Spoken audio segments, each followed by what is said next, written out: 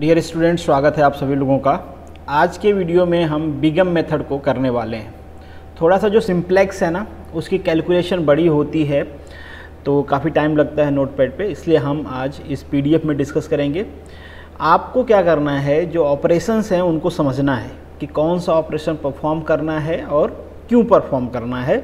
Operation आप सीख लिए, इसके बाद ये टोटली आपके प्रैक्टिस पे डिपेंड करता है। अगर आप प्रैक्टिस करते हो तो एग्ज़ाम में सॉल्व कर पाओगे, अगर प्रैक्टिस नहीं रहेगी तो स्टेप्स आप भूल जाओगे, इसके बाद आपसे गलती होगी। कहीं एक स्टेप्स में आपने गलती कर दिया तो आपको सोल्यूशन नहीं मिलेगा। इससे पहले सिंप्लेक्स मैंने बताया है कि सिंप्लेक्स कैसे सॉल्व करते हैं, फॉर्मूलेशन कैसे करते हैं, एलपीपी का ग्राफिकल मेथड कैसे करते हैं, ये सारी चीज़ें ऑलरेडी हमने डिस्कस किया है। आज सिंप्लेक्स को, जो एलपीपी है आपको, उसको हम बिगम मेथड से सॉल्व करने की कोशिश करेंगे। बिगम मेथड से क्यों करेंगे अभी मैं आपको बताता हूँ। बिगम मेथड और सिंप्लेक्स में कोई डिफरेंस नहीं है, सिंप्लेक्स जैसे ही इसको परफॉर्म करना है। बस यहाँ पे एक वेरिएबल बढ़ जाता है जिसका नाम होता है आर्टिफिशियल वेरिएबल। आर्टिफिशियल वेरिएबल इसे क्यों कहते हैं, जैसे अभी तक जो आपने प्रॉब्लम सिंप्लेक्स में सॉल्व किया होगा वो लेस देन इक्वलिटी की साइन के साथ रहा होगा, बट हमारा कंस्ट्रेंट हमेशा लेस देन इक्वलिटी के साथ रहे ऐसा ज़रूरी नहीं है। वहाँ पे ग्रेटर देन इक्वलिटी की साइन भी आ सकती है। अब आप कहोगे कि इससे क्या प्रॉब्लम है, कोई प्रॉब्लम नहीं है। ग्रेटर देन इक्वलिटी की साइन है तो हम यहाँ पे सरप्लस वेरिएबल कर देंगे ऐड, और सरप्लस वेरिएबल जैसे ऐड कर देंगे इक्वलिटी सेटिस्फाई हो जाएगी, फिर से सिंप्लेक्स लगा देंगे। हाँ, कोई प्रॉब्लम नहीं है, आप फिर से सिंप्लेक्स लगा सकते हैं, बट आपको बेसिक सोल्यूशन नहीं मिलेगा। तो बेसिक सोल्यूशन फाइंड आउट करने के लिए हम क्या करते हैं, जहाँ पे ग्रेटर देन इक्वलिटी की साइन होती है ना, वहाँ पे एक आर्टिफिशियल वेरिएबल ऐड कर देते हैं। हमारे जो सरप्लस वेरिएबल हमने ऐड किया है उसके साथ एक आर्टिफिशियल वेरिएबल को भी ऐड कर देते हैं। अब आपके मन में सवाल आएगा कि ठीक है ऐड कर देते हैं, बट वहाँ पे ऐड करने के बाद जो इक्वलिटी साइन है वो तो सेटिस्फाई नहीं करेगी, क्योंकि ऑलरेडी हमने उसको इक्वल कर लिया है। जब वो सेटिस्फाई नहीं करेगी तो मैथमेटिकल रूल ब्रेक होगा। हाँ, बिल्कुल मैथमेटिकल रूल ब्रेक होगा। इसीलिए जो उसका कॉफिशिएंट होता है, मतलब इसीलिए जिसको हम ऐड करते हैं उसको कहते हैं आर्टिफिशियल वेरिएबल। वैसे तो स्लैग वेरिएबल हो, सरप्लस वेरिएबल हो, आर्टिफिशियल वेरिएबल हो, ये किसी भी तरीके से आपका जो मैक्सिमाइजेशन या मिनिमाइजेशन, जो आपका ऑब्जेक्टिव फंक्शन है, उसको इफेक्ट नहीं करते। एक चीज़ और आपको ध्यान देना है कि जहाँ पे हम सरप्लस वेरिएबल ऐड करते हैं वहाँ पे आर्टिफिशियल वेरिएबल ऐड करते हैं, चूँकि वो मैथमेटिक को वायलेट करता है, इसलिए वहाँ पे हम लगाते हैं पेनल्टी उसके ऊपर, हैवी पेनल्टी। वो पेनल्टी हम वर्ड यूज़ करते हैं उसके लिए एम इसलिए क्योंकि इस मेथड का नाम बिग एम है, तो इसलिए वहाँ पे हम एम यूज़ करते हैं। या फिर आप ऐसे कह लो कि एम हम यूज़ करते थे इसलिए इसका नाम बिग एम हो गया। तो पेनल्टी यूज़ करते हैं, उसको भी हम अपने जो ऑब्जेक्टिव फंक्शन में लिखते हैं। एक चीज़ और आपको ध्यान रखना है कि अगर आपका फंक्शन मिनिमाइजेशन का है तो जो m आप अपने ऑब्जेक्टिव फंक्शन में ऐड करोगे, मिनिमाइजेशन के केस में प्लस m करेंगे और मैक्सिमाइजेशन के केस में माइनस m करेंगे, और कोई डिफरेंस नहीं होता है। इतना करने के बाद जैसे आप सिंप्लेक्स सॉल्व करते हो वैसे ही आपको सिंप्लेक्स सॉल्व करना है। दैट्स इट, प्रॉब्लम हो गया।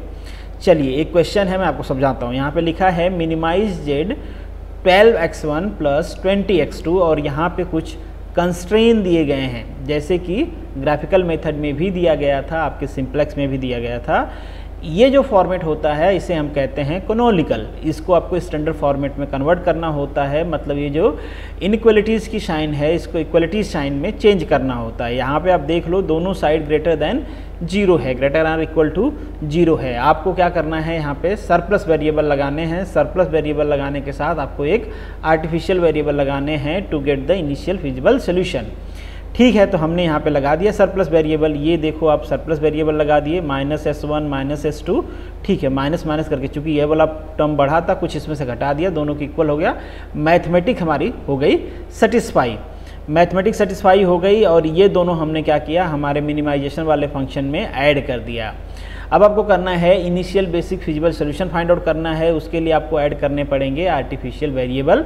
तो यहाँ पे दोनों के साथ a1 और a2 आर्टिफिशियल वेरिएबल ऐड कर दिया है, और इसको भी, जो भी आर्टिफिशियल वेरिएबल होते हैं वो भी उनकी वैल्यू भी 0 से बड़ी होती है। अब इन आर्टिफिशियल वेरिएबल को ऐड करते टाइम आपको लगेगी पेनल्टीज़, ठीक है। तो पेनल्टीज़ को यहाँ पे अपने मैक्सिमाइजेशन फंक्शन में ऐड कर देते हो। मतलब कहने का मतलब ये है कि आपने जितना मैक्सिमाइज़ किया, जितना मिनिमाइज़ किया, उसमें से आपको पेनल्टी घटानी पड़ेगी। मतलब होता है ना, कंपनी कुछ काम कर रही, गलत काम कर दिया, उस पर लग गया पेनल्टी, ठीक है। तो कंपनी की प्रॉब्लम है, उस हिसाब से इसको मिनिमाइज़ करना है, ठीक है। तो अब ये हमारा हो गया M1 और ये हमारा हो गया A2 का और ये हमारा हो गया A1 का। क्योंकि मिनिमाइजेशन का है इसलिए दोनों जगह हमने क्या लिखा हुआ है प्लस। अगर यहाँ पे मैक्सिमाइजेशन होता तो दोनों जगह क्या लिखा होता माइनस।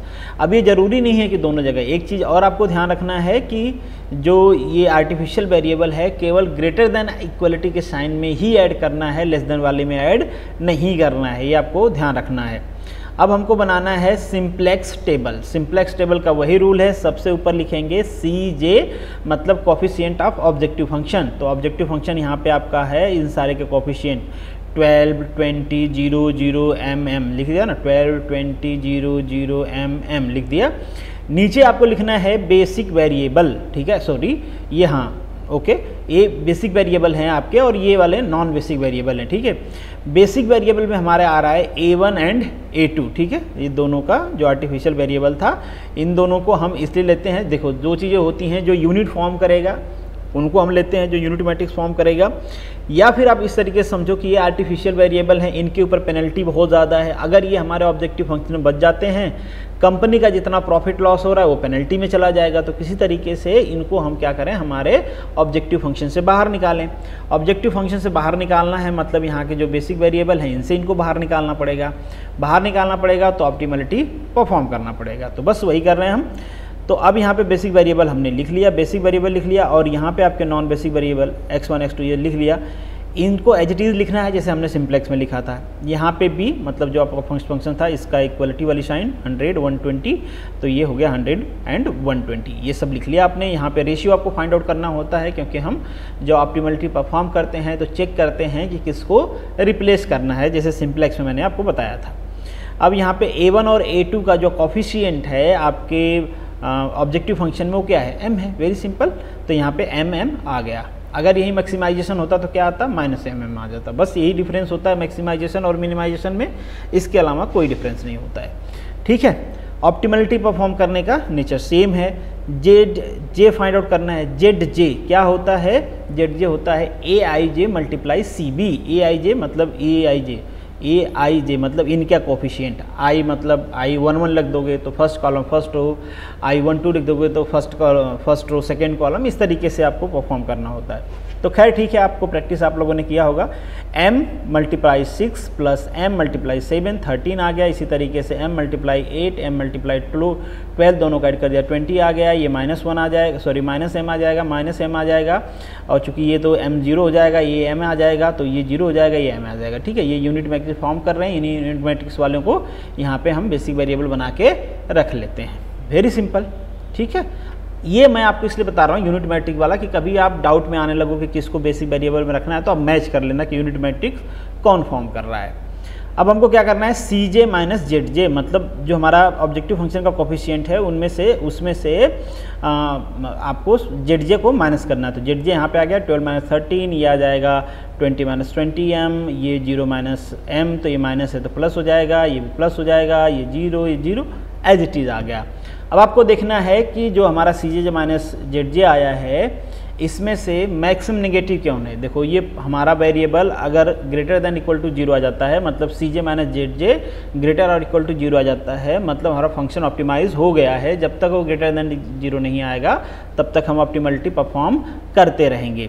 तो अभी के लिए जो m है वो बहुत बड़ा है, हमने कहा था कि पेनल्टीज़ है बहुत ज़्यादा है, तो ये 20 - 20m ये सारे क्या हैं, नेगेटिव हैं अभी, ठीक है। तो या तो 0 होने चाहिए या तो ग्रेटर देन 0 होना चाहिए। अब इसमें से देखना है कि ज़्यादा नेगेटिव कौन है, तो जितना ज़्यादा m में मल्टीप्लिकेशन रहेगा, m की वैल्यू बहुत ज़्यादा है तो उतना वो नेगेटिव रहेगा। तो यहाँ पे सबसे ज़्यादा नेगेटिव ये है, मतलब ये पूरी रो हमारी इंटरिंग रो है, ठीक है। अब इंटरिंग कॉलम है। अब हमको फाइंड आउट करना है कि लिविंग कौन है, कहाँ पे ये जाएगा। अभी के लिए हमको ये समझ में आ गया है कि ये वाली जो पूरी कॉलम है ये अंदर जाने वाली है। हम अब फाइंड आउट करने की कोशिश कर रहे हैं की एलिमेंट कौन सा है, मतलब हमारे बेसिक वेरिएबल में अब कौन जाने वाला है। तो ये कैसे पता चलेगा, अब आपको फाइंड आउट करना है रेशियो। रेशियो क्या हो जाएगा 100 डिवाइडेड बाई 8। ये जो कॉलम आपने फाइंड आउट किया है, जो इंटरिंग कॉलम है आपकी, इसका इसमें डिवीज़न करना है। तो ये 120 डिवाइडेड बाई 12, तो ये आ गया 100, ये आ जाएंगे आपके 100 डिवाइडेड बाई 8 था, ठीक है, 4 का डिवाइड कर दिया है, ये 25/2 आ जाएगा। इसकी वैल्यू 12 के आसपास है, इसकी वैल्यू 10, तो इन दोनों में मिनिमम कौन है 10 है, तो 10 वाला जाएगा बाहर। तो ये आ गया, हम इस रो पे आगे बढ़े और इस कॉलम में आगे बढ़े, जो की एलिमेंट है वो आ गया 12। की एलिमेंट क्यों फाइंड आउट किया, क्यों, क्योंकि यहाँ पे जब भी मैंने कहा है कि जब भी आपका जो वेरिएबल एंट्री होगा वहाँ पे यूनिट मैट्रिक्स आपको फॉर्म करना है। जो बेसिक वेरिएबल हैं वो हमेशा यूनिट मैट्रिक्स वाले होने चाहिए। तो यहाँ पे हमको क्या बनाना है, यूनिट मैट्रिक्स। कैसे बनेगी यूनिट मैट्रिक्स, बहुत ही सिंपल, जो आपने पढ़े होंगे मैट्रिक्स के ऑपरेशन वही यहाँ पे लगाना है।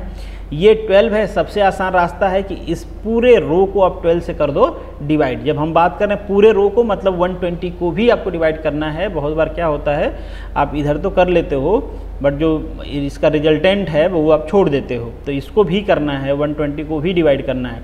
तो सब में हमने कर दिया 12 से डिवाइड, ये बन जाएंगे 1, 12 से डिवाइड करने के बाद ये बन जाएंगे 7/12, ये बन जाएंगे 0/12, मतलब 0 - 1/12, 0/12, 1/12, और ये 12 डिवाइड करके बन जाएंगे 10। ये हमारे पास हो गया एक ऑपरेशन। अब इसको क्या करना है, इसको करना है 0, तभी तो यूनिट मैट्रिक्स फॉर्म होगी भाई, नहीं तो कैसे होगी। इसको करना है 0, तो ये है 1। अब इस पूरे रो में ऑपरेशन परफॉर्म करने के बाद, 12 से डिवाइड करने के बाद, इस पूरे रो में हम करेंगे 8 से मल्टीप्लाई और करेंगे इस वाले रो से माइनस। तो वो वाला ऑपरेशन, ये क्या है 1 था, 8 से मल्टीप्लाई किया बन गया 8, इसमें से माइनस कर देते तो क्या हो जाएंगे 0। बाकी आप कर लेना, ये 0 हैं, ये 0 ही हैं ऑलरेडी, इनमें 8 से मल्टीप्लाई 0 रहेंगे, इनमें से माइनस करेंगे -1 आएगा। तो एज इट इज़ इसको ये कितना है आपका 7/12 मल्टीप्लाई 8, तो 6 - 7/12 मल्टीप्लाई 8। ये ऑपरेशन आपको परफॉर्म करना है, इसीलिए सिंप्लेक्स थोड़ा सा बड़ा होता है। ऑपरेशन सिंपल होते हैं बट कैलकुलेशन होता है, तो ये सारा कैलकुलेशन यहाँ पे किया गया है परफॉर्म। एक चीज़ और आपको ध्यान रखना है कि यहाँ पे देखो आपका जो की एलिमेंट है वो अब बेसिक वेरिएबल में जाएगा कौन, x2 जाएगा। लिविंग कौन है, x1 है, तो A2 है, तो A1 को एज इज रखेंगे, A2 की जगह पे x2 रख देंगे। और x2 का कोफिशिएंट क्या है आपके इसमें, देखो A2 का कोफिशिएंट कितना है 20 है, यहाँ पे भी लिखा होगा 20 है, ठीक है। कोफिशिएंट आपके ऑब्जेक्टिव वेरिएबल में, नहीं समझ में आ रहा है कोई बात नहीं, यहाँ आ जाओ, देखो ऑब्जेक्टिव वेरिएबल में, तो ये आ गया इसका कोफिशिएंट। A1 का तो ऑलरेडी m है, बाकी सारे ऑपरेशंस हमने परफॉर्म किए। ये देखो इसको हमने बना दिया 0 x2 और इसके नीचे वाला बन गया 1। अब ये फॉर्म कर लिया यूनिट मैट्रिक्स। अगेन आपको क्या फाइंड आउट करना है, ZJ फाइंड आउट करना है। ZJ कैसे फाइंड आउट करना है, आपको अगेन m का इसमें मल्टीप्लाई करना है, तो 4/3m, और इसका 20 का इसमें मल्टीप्लाई करना है, दोनों को ऐड कर देना है, तो आपका ये आ गया। अगेन वैसे ही बाकी ऑपरेशन के लिए करना है। फिर क्या करना है, CJ - ZJ, मतलब CJ - ZJ, CJ यहाँ पे है 12 माइनस ये कर लेना आपको, तो ये 12 माइनस ये कर लेना है, तो ये वाला आ जाएगा। इसी तरीके से आपको परफॉर्म करना है। अगेन आपको नेगेटिव वैल्यू फाइंड आउट करनी है, तो देखो ये सारे तो पॉजिटिव आ गए हैं, ठीक है। तो यहाँ पे ये भी नेगेटिव है बट देखना है कि मैक्सिमम नेगेटिव कौन है, तो 4/3, ये 2/3 है, तो 4/3 वाला मैक्सिमम नेगेटिव होगा। अगेन ये वाला जो पूरा कॉलम है आपको ये वाला कॉलम आपका हो गया इंटरिंग, ठीक है। अब हमको लीविंग फाइंड आउट करना है, तो लीविंग के लिए अगेन आपको क्या करना है, जो वैल्यू आई थी उसमें डिवाइड करना है। तो सबसे पहले ऊपर चले जाते हैं, तो ये 20 डिवाइड बाई 4/3 हो जाएगा, 3 ऊपर चला जाएगा, 415 हो जाएगा, ये कोई दिक्कत वाली बात है नहीं। और ये डिवाइडेड बाई 10 हो जाएगा, तो ये 12 ऊपर चला जाएगा, 12 20, 120/7 हो जाएगा। तो आपको दिख रहा है ये वाली क्वांटिटी बड़ी है, ये वाली क्वांटिटी छोटी है, तो इसको आगे बढ़ाएंगे। और ये वाला कॉलम आया है हमारा, तो यहाँ पे एंट्री वेरिएबल कौन सा हो गया, x1, किसके जगह पे जाएगा, आपके x2 के, क्योंकि यही वाली कॉलम लिविंग है, सॉरी यही वाली रो लिविंग है, तो ये भाई साहब निकल जाएंगे बाहर, इनके जगह पे आ गए x1। तो अब आ गए x1 x2। अब आपको क्या करना है, इस वाले को बनाना है 1 और इसके नीचे वाले को बनाना है 0, इसको बनाना है 0 और इसको बनाना है 1। 1 बनाने के लिए पूरे रो में क्या करोगे आप, 3/4 से कर दोगे मल्टीप्लाई। सिंपल ऑपरेशन, कुछ दिमाग गुड़ा गणित नहीं, कैसे इसको 1 बनाना है इसके बारे में बस सोचो, बाकी के साथ क्या होने वाला है डजेंट मैटर। तो इसको बना दिया हमने 1। अगेन क्या करना है, इसको 1 बना के इसको 0 बनाना है। अब 0 बनाने के लिए क्या करना पड़ेगा, ये 7/12 हैं, ये बन गए हैं 1, तो अगेन भैया 7/12 मल्टीप्लाई करके सब में से कर दो माइनस, तो ये सब में से कर देंगे माइनस, जो भी ऑपरेशन आएगा यहाँ पे x1 की वैल्यू आ गई, यहाँ पे x2 की वैल्यू आ गई। अब यहाँ पे आपको दिख रहा होगा x1 x2 आ गए हैं। हमारा जो जितने भी स्लैग्स स्लर्पर्स और आर्टिफिशियल वेरिएबल थे सब हमारे बेसिक सोल्यूशन से बाहर जा चुके हैं। बेसिक सोल्यूशन में हमारा x1 और x2 आ चुका है। अच्छी बात है, ये आना चाहिए क्योंकि इन्हीं की कुछ वैल्यू है, यही कंस्ट्रेंट हमको पता है, यही हमारे पास रिसोर्सेज हैं। कंपनी को प्रॉफिट लॉस, कंपनी का जो प्रॉफिट लॉस होता है इन्हीं रिसोर्सेज पे डिपेंड करता है। बाकी S1 S2 A1 तो हमने अपने मर्जी से ऐड किया था, हमारा गुड़ा गणित था, ठीक है। तो ये हो गया। अब क्या करना है आपको कि अगेन वही ऑपरेशन परफॉर्म करना है, ZJ फाइंड आउट करना है। तो 12 माइनस कुछ नहीं 20 मल्टीप्लाई 0 0 हो जाएगा, तो ये 12 आ गया, ये 20 आ जाएंगे। इसे मल्टीप्लाई कर लेना है यहाँ पे, इसका इसमें मल्टीप्लाई कर लेंगे, ये आ जाएंगे, इसका इसमें मल्टीप्लाई कर लेंगे, ये आ जाएगा। CJ minus ZJ find out करेंगे, देखो सारे जीरो हैं या फिर पॉजिटिव हैं, तो आपको क्या मिल गया, वैल्यू मिल गया 12। देखो क्या मिल गया आपको, वैल्यू मिल गया। तो x इक्वल टू कितना मिला है आपको, यहाँ पे दिख रहा है 15 मिला है, और x2 इक्वल टू कितना मिला है आपको 5/4 मिला है। दोनों को मल्टीप्लाई करके 205 मिला है, ठीक है। तो ये मल्टीप्लाई कर लेना आपके मिनिमाइजेशन वाले फंक्शन में, जितना भी x1 x2 की वैल्यू सब्स्टिट्यूट कर देना, बाकी सबकी वैल्यू तो काम खत्म हो गया है। तो ये आपको आ गया मिनिमाइजेशन। और यहाँ पे एक मैक्सिमाइजेशन वाला प्रॉब्लम है। बस मैक्सिमाइजेशन में जैसे कि मैंने आपको स्टार्टिंग बताया कि बस एक ही डिफरेंस होता है कि जो आपका आर्टिफिशियल वेरिएबल आएगा उसमें आपको -m लिखना है, उसका कोफिशिएंट आपके मैक्सिमाइजेशन वाले फंक्शन में। तो यहाँ पे देखो आप, एक लेस देन है, ग्रेटर देन है, लेस देन है। तो अगेन ये कैनोनिकल फॉर्म है, इसको स्टैंडर्ड फॉर्म में कन्वर्ट कर लिया हमने। सरप्लस वेरिएबल ऐड कर दिया पहले वाले में स्लैग वेरिएबल, दूसरे में सरप्लस प्लस आर्टिफिशियल, तीसरे में स्लैग वेरिएबल, काम खत्म हो गया हमारा। अब हमने अपना फंक्शन लिख लिया, यहाँ पे अपना फंक्शन लिख दिया। यहाँ पे m देखो, m क्या है, माइनस m है, मतलब जो ये है यहाँ पे ये कौन सा वेरिएबल है, आर्टिफिशियल, और कहाँ पे आया है, मैक्सिमाइजेशन वाले फंक्शन में, इसलिए इन्होंने -m लिखा है। अगर यही मिनिमाइजेशन होता तो +m लिखता है। एक डिफरेंस। दूसरा डिफरेंस क्या होता है, बाकी सारा सिंप्लेक्स जैसे इससे पहले मैंने आपको बताया, इससे पहले वाला जो सिंप्लेक्स बताया है एज इट इज़ परफॉर्म करना है, सारे मैट्रिक्स लिख लेना है ऐसे ही।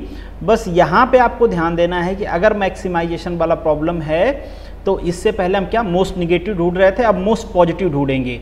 मोस्ट पॉजिटिव ढूंढेंगे, उसको हम एलिमिनेट करेंगे, और लास्ट में हमारे पास जो वैल्यू होती है CJ माइनस ZJ का, ये क्या आना चाहिए, 0 या फिर लेस देन 0। अगर 0 या लेस देन 0 आ गया तो मतलब हमारा ये जो पूरा प्रॉब्लम है ये ऑप्टिमाइज है। एक चीज़ मैंने और आपको बताया था कि कहीं कहीं बुक में ZJ माइनस CJ लिखा हुआ है, तो ये जो मैंने अब तक आपको बताया इसका सीधा उल्टा हो जाएगा। जैसे मैक्सिमाइजेशन में हम क्या ढूंढ रहे हैं, यहाँ पे नेगेटिव ढूंढ रहे हैं, तो ये हो जाएगा आपका मिनिमाइजेशन में। मिनिमाइजेशन में हम मोस्ट नेगेटिव ढूंढ रहे थे तो वो पॉजिटिव ढूंढेंगे। अगर हम करेंगे ZJ माइनस CJ, तो कहीं कहीं बुक में ZJ माइनस CJ दिया रहेगा, तो आप किसी एक पे प्रैक्टिस करना ताकि आपको कन्फ्यूज़न ना हो। बाकी चीज़ें एज इट इज़ आपको परफॉर्म करना है।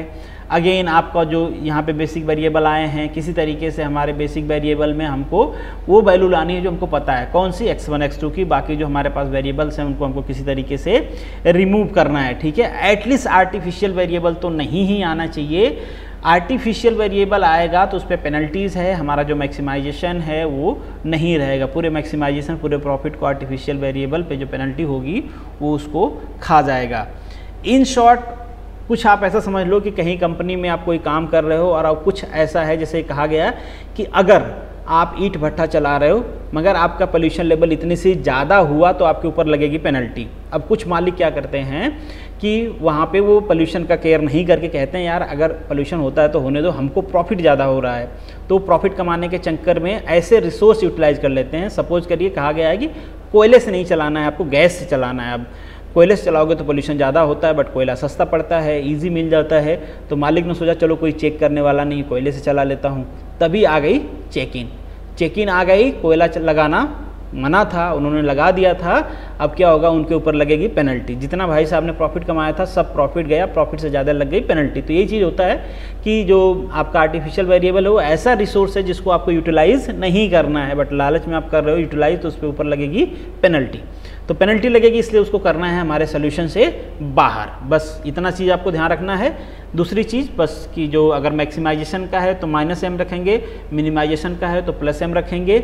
नीचे जो CJ माइनस ZJ है, अगर वो मिनिमाइजेशन का है तो मोस्ट नेगेटिव ढूंढेंगे या मोस्ट पॉजिटिव। अगर मिनिमाइजेशन है तो मिनिमाइजेशन है तो मोस्ट नेगेटिव ढूंढेंगे और नीचे पॉजिटिव आना चाहिए, मैक्सिमाइजेशन है तो मोस्ट पॉजिटिव ढूंढेंगे, नीचे नेगेटिव आना चाहिए जब ऑप्टिमल सोल्यूशन अचीव हो जाएगा। तो ये 4 चीज़ें आपको ध्यान रखनी है बस। बाकी सारे क्वेश्चन ऑपरेशन जैसे मैट्रिक्स में आपको परफॉर्म करना होता है वैसे ही करना होता है, चीज़ें सॉल्व हो जाएंगी। तो चलिए, दिस इज द एंड, मिलेंगे नेक्स्ट वीडियो में।